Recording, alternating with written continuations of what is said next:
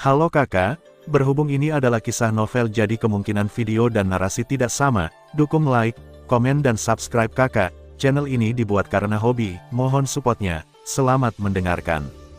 Jika Chu Feng ada di sini, dia pasti akan sangat bersemangat, karena wanita tua ini adalah nenek yang dia cari kemana-mana tetapi tidak dapat menemukan jejaknya.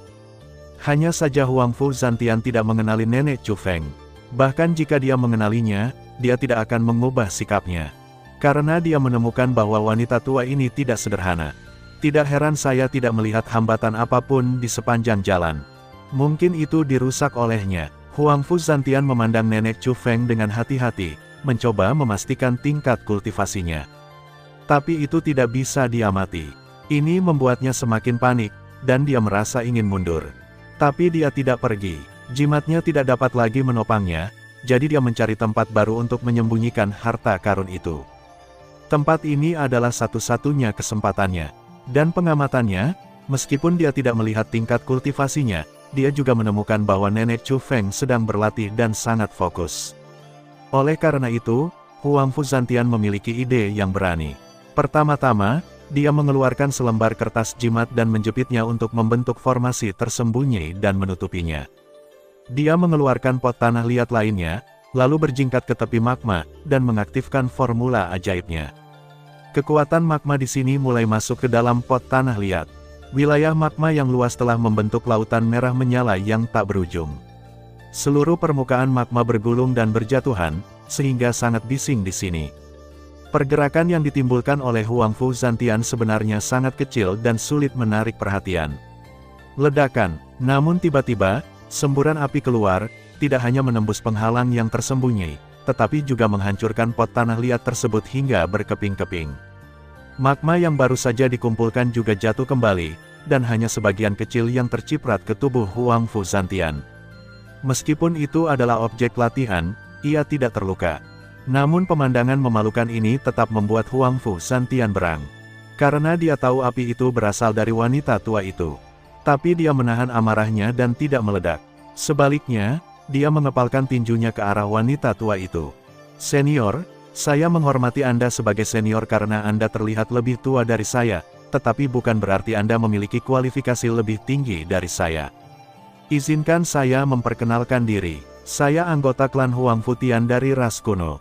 Nama saya Huang Fu Zantian.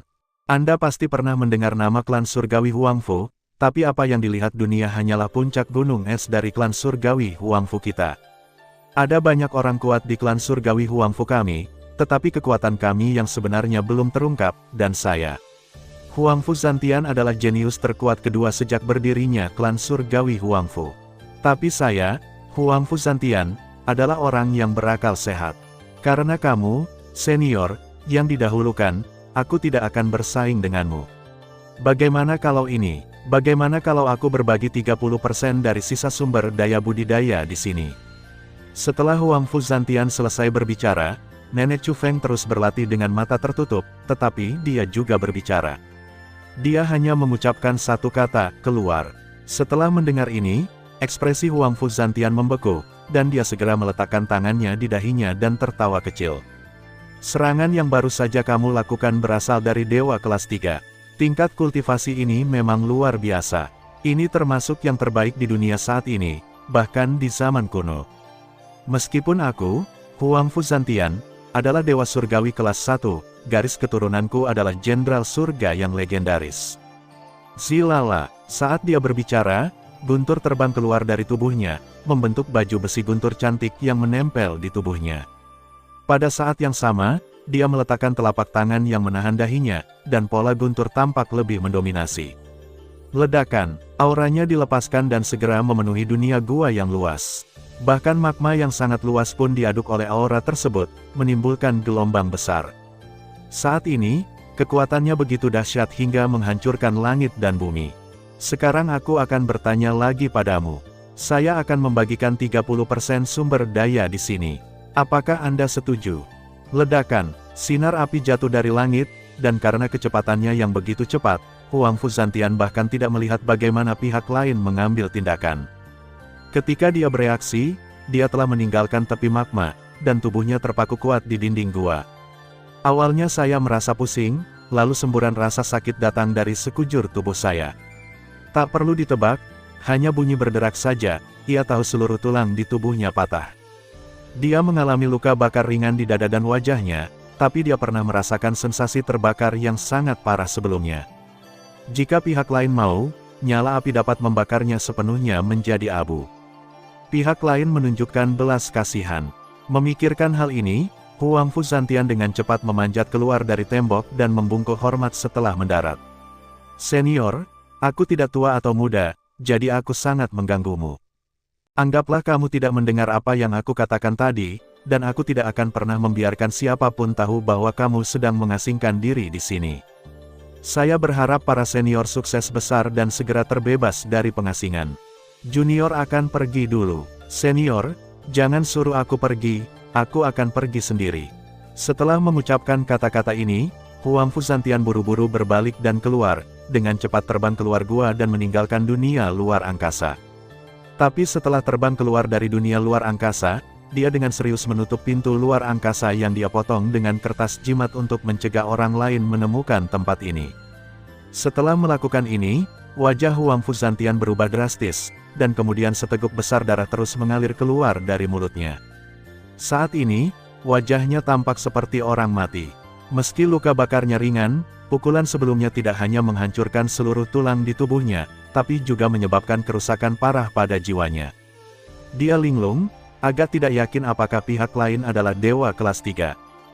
Jika tidak, sebagai jenderal surga yang agung, setelah meningkatkan tingkat kultivasinya ke tingkat dewa surgawi kelas 3, kekuatan tempurnya juga akan sangat kuat.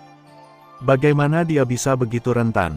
Bagaimana bisa ada keberadaan yang begitu menakutkan? Saya belum pernah mendengarnya. Milik siapa? Istana Pedang Surgawi. Tetap, Huang Fuzantian berpikir dengan hati-hati dan melihat semua sosok teratas di benaknya, tetapi dia tidak dapat menemukan sosok ini. Namun, dia tidak bertahan lama sebelum matanya menjadi gelap, tubuhnya miring, dan dia pingsan. Tubuhnya awalnya melayang perlahan, tetapi tiba-tiba tersapu oleh arus bawah bintang. Mengikuti arus bawah, ia dengan cepat melayang ke satu arah. Chu Feng memimpin Wang Qiang melewati tanah rahasia 9 surga dan sekarang memasuki terowongan luar angkasa, menuju totem Tianhe.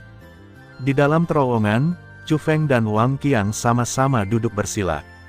Wang Qiang sedang berlatih, Chu Feng sedang mengamati dantiannya. Sebelumnya, Chu Feng sudah menghitung piala yang diperoleh dari Sekte Jiwa Merah. Ada banyak harta berharga, namun sayangnya tidak banyak yang bisa diolah. Chu Feng akan mengambil harta ini kembali dan pergi ke Presiden Kamar Dagang Prajurit untuk menukarnya dengan beberapa sumber daya budidaya. Tentu saja, Chu Feng juga dengan cermat mengamati potongan besi misterius yang diperolehnya dari zaman para dewa. Dan Chu Feng telah sampai pada beberapa kesimpulan. Metode normal untuk memahami potongan besi ini tidak efektif. Anda perlu menggunakan kekuatan garis keturunan Tianlei Anda sendiri untuk merasakannya agar dapat memahaminya. Chu Feng juga menemukan bahwa potongan besi ini ada hubungannya dengan garis keturunannya. Setelah belajar jauh-jauh, Chu Feng akhirnya mendapat petunjuk baru. Dia memutuskan bahwa potongan besi itu tidak hanya terkait dengan garis keturunan Tianlei, tetapi juga metode budidaya khusus. Metode pelatihan yang diberikan oleh objek ini tidak digunakan untuk berlatih seni bela diri, juga bukan keterampilan rahasia, juga bukan keterampilan magis. Sebaliknya, ini adalah metode yang sangat ampuh namun sangat berbahaya. Terima kasih sudah mendengarkan kakak dan yang sudah subscribe. Untuk yang belum subscribe yuk subscribe kakak dan yang minat support jadi member klik tombol gabung kakak. Semua cerita sudah Mimin simpan di playlist supaya bisa kakak ikuti. Bila suka cerita Mimin jangan lupa subscribe channel Mimin dan share channel Mimin ke seluruh penjuru benua. Terima kasih.